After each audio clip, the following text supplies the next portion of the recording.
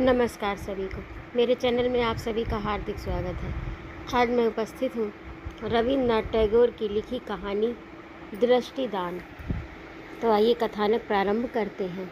सुना है कि आजकल बहुत सी भारतीय लड़कियों को अपनी कोशिश से अपने लिए पति चुनना और संग्रह करना पड़ता है।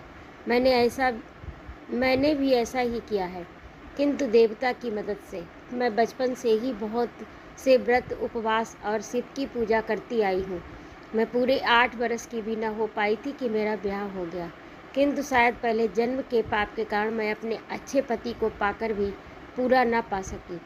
माता त्रिनयनी ने मेरी दोनों आंखें ले ली। उन्होंने मुझे जीवन के अंतिम क्षण तक पति को देखते रहने का सुख ही नहीं दिया। बचपन से ही मेरी अग्नि परीक्षा शुरू हुई। 14वां साल पूरा भी न हो पाया था कि मैंने मरा हुआ एक बच्चा जना और खुद भी लगभग मौत के पास पहुंच गई।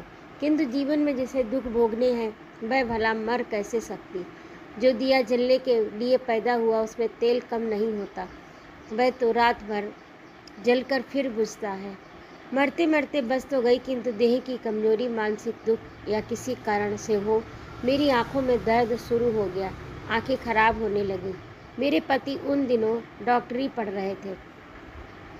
नई विद्या सीखने के उत्साह से इलाज करने का कोई मौका हाथ लगते ही वे निहायत खुश हो जाते। मेरी आंखें खराब होने लगी तो उन्होंने खुद ही मेरा इलाज शुरू कर दिया। मेरे बड़े भाई साहब का उस साल वकालत की परीक्षा देने के लिए लॉ कॉलेज में पढ़ रहे थे। उन्होंने एक दिन आकर मेरे पति से कहा, तुम ये क्या कर रहे हो भाई? कुमुद को अंधी ही कर डालोगे क्या? किसी अच्छे डॉक्टर को क्यों नहीं दिखाते?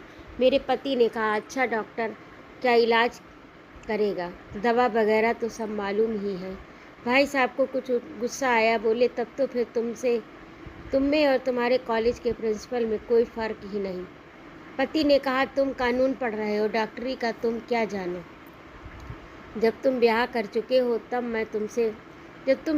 चुकोगे तब मैं तुमसे पूछूंगा कि तुम्हारी पत्नी की जायदाद पर अगर कोई मुकदमा चला बैठे तो तुम क्या मेरी सलाह पर चलोगे? मैं मन ही मन सोच रही थी, राजा राजाओं की लड़ाई में बेचारे सिपाहियों की सामत है। मेरे पति के साथ भैया की खटपट हो गई, पर दोनों की ओर से चोट मुझ पर ही पड़ी। मैंने सोचा, मायके वालों ने जब मुझे दान ही कर दिया, तब फिर मेरे बारे में क्या करना चाहिए और क्या नहीं, इन सब बातों में वे क्यों पड़ते हैं? मेरी बीमारी, तंदुरुस्ती, मेरा सुख और दुख सब कुछ मेरे पति का ही तो है।